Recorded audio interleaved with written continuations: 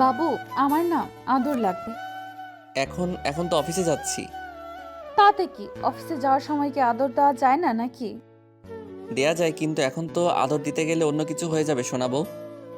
হলে হবে, সেটা তো তোমার বউয়ের সাথেই হবে। আমি তোমার 10টা না 5টা না একটা মাত্র বউ, তার সাথে তুমি উল্টাপাল্টা কিছু করতে পারবে না বলো জান? আর হলে সমস্যা কি বলো?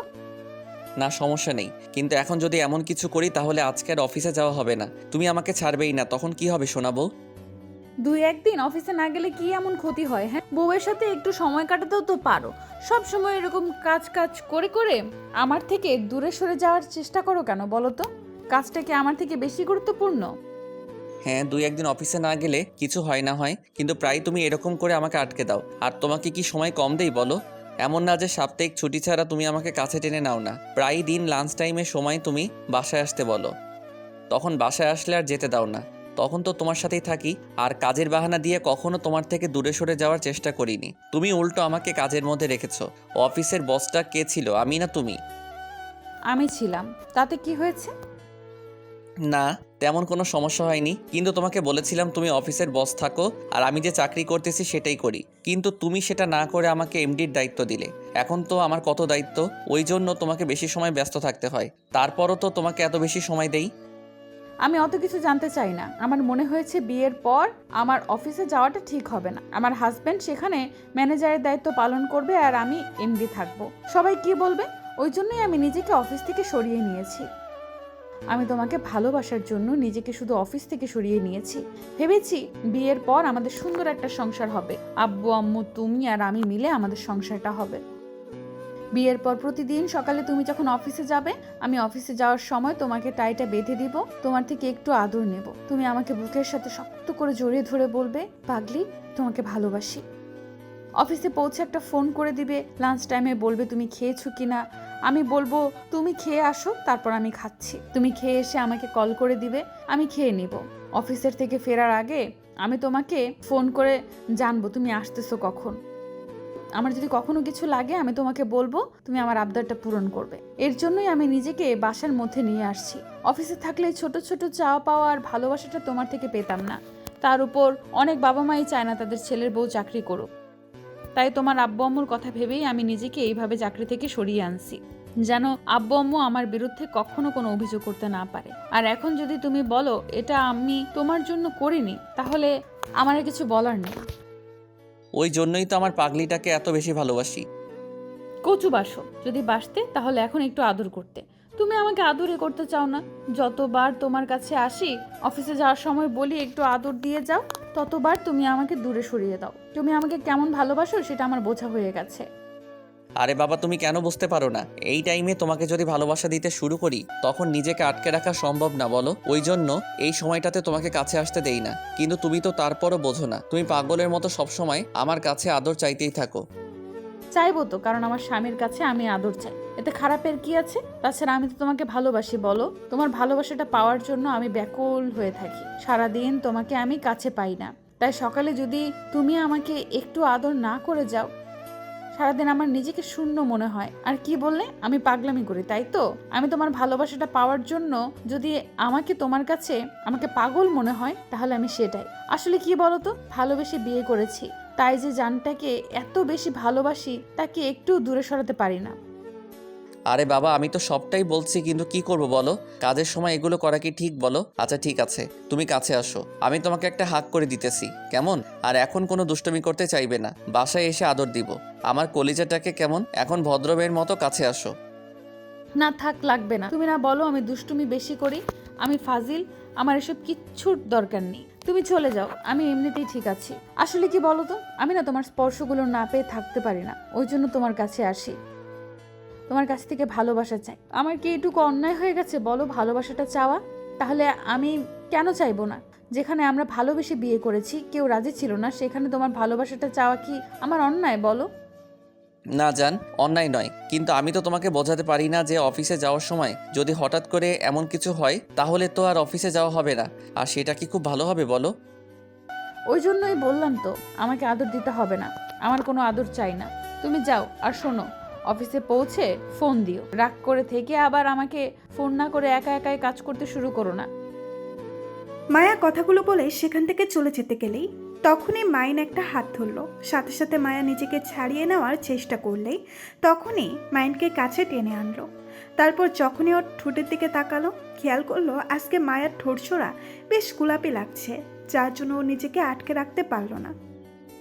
মাইন ওর ঠোঁটের স্বাদ নিতে গেলে মায়া ওকে আটকে দিল। তারপর মায়া ওকে ছাড়িয়ে নিয়ে সেখান থেকে চলে গেল। মাইন অবাক হয়ে গেল আর বুঝতে পারলো পাগলিটা খেপেছে, তাই ভাবলো তোমার রাগ অভিমান ভাঙানোর এখন সময় নেই সোনা বউ।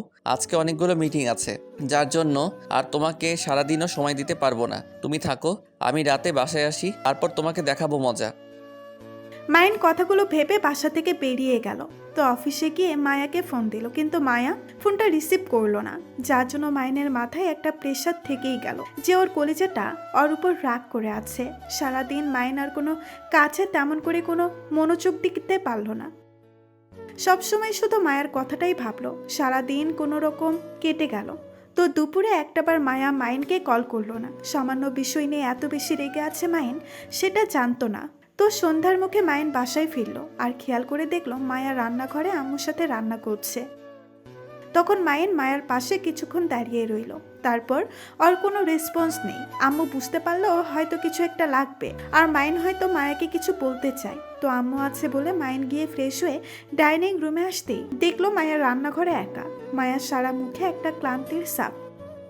তখন মাইন গিয়ে মায়ার পেছনে গিয়ে দাঁড়ালো, কিন্তু মায়া ওকে খেয়াল করেনি। মায়ার সারা মুখে ঘামে ভেজে, তারপর ওর নাকের উপরে বিন্দু বিন্দু ঘাম জমে আছে, আর শাড়িটা কোমরে গুজে রেখেছে, যেটা দেখেই মাইন আর নিজেকে সামলাতে পারলো না। পেছন থেকে ওকে জড়িয়ে ধরে ওর চুলে নাক ডুবিয়ে দিল।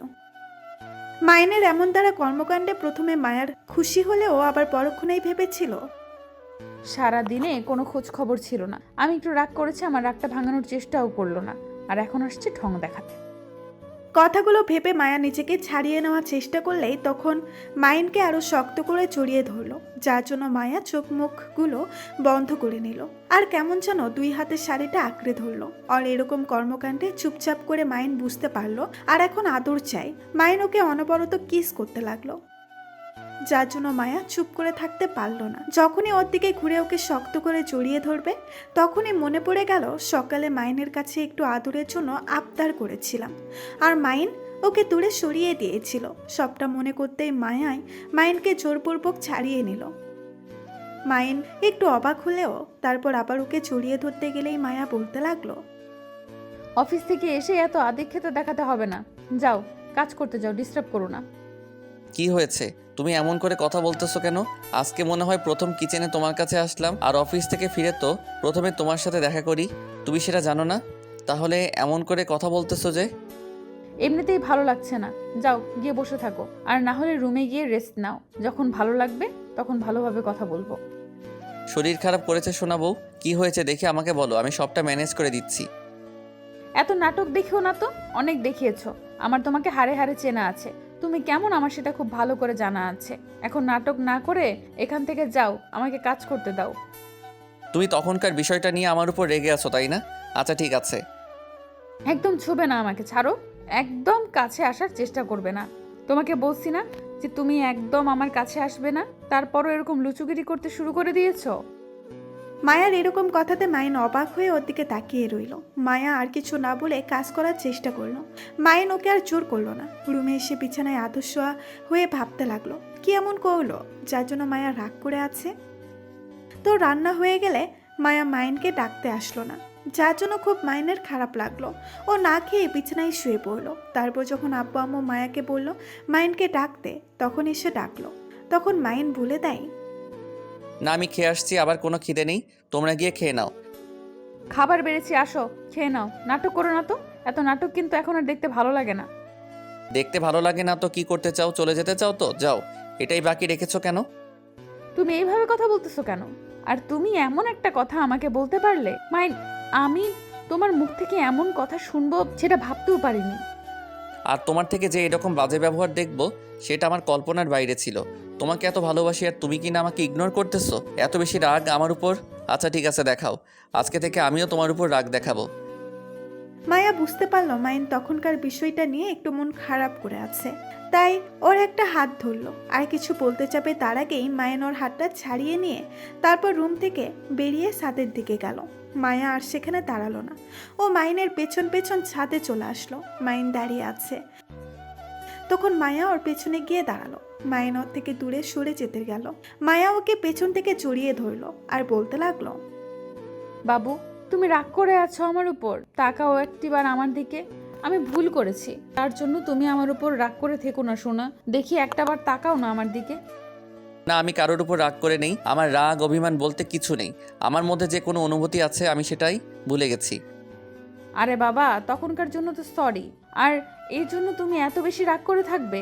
আসলে তখন মাথা ঠিক ছিল না, ওই জন্যই বলেছিলাম। আর তাছাড়া অফিসে যাওয়ার সময় আমাকে একটু আদর দিয়ে গেলেই তো হতো, সেটা না করে তুমি এত কথা পেঁচালে, ওই জন্যই খারাপ লেগেছিল। আমার কি তোমার ভালোবাসাটা সারাদিন পেতে ইচ্ছে করে না বলো? ভালোবেসে আমরা বিয়ে করেছি, তাহলে তোমার আদর আমার বেশি পেতে ইচ্ছে করবে, তাই না বলো?